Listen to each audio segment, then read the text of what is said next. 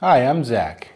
In this Crutchfield video, we'll show you how to use an iPod or another MP3 player in the car.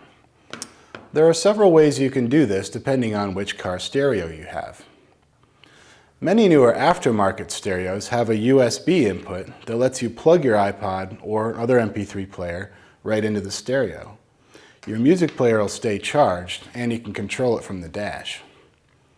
USB also gives you the best sound, and this is especially true for some newer stereos that actually bypass the built-in DA converter in your iPod and use their own superior converter instead.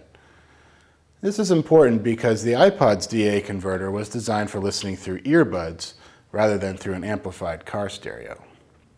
Now, if your aftermarket stereo doesn't have a USB input, you're not out of luck. You might be able to find an adapter that'll let you connect and control your iPod. And likewise, there are similar adapters available for many factory stereos too, and that's where your model of car comes into play.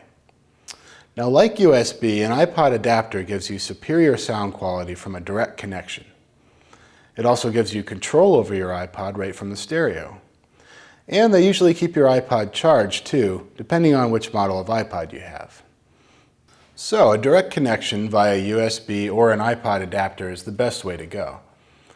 But if neither of those are available for your stereo, there are still other options.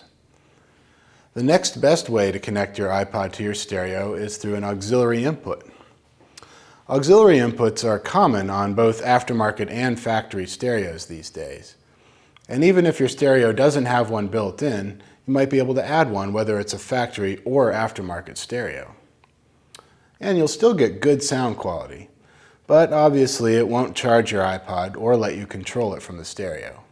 The final option is an FM transmitter or the old cassette adapter. They're both easy to use and portable from car to car. Now, the sound quality is not bad, but it's not quite as good as the other options. So you'll usually have multiple options for connecting your MP3 player to your stereo. And Crutchfield has a few ways for you to find out what'll work in your car. Online, visit our digital drive-thru at crutchfield.com/drive-thru. It'll ask you about your iPod, your car, and your stereo, and then show you what your options are. Or talk to one of our expert advisors by calling 1-800-555-9408. And for step-by-step installation instructions, see our online iPod installation guide.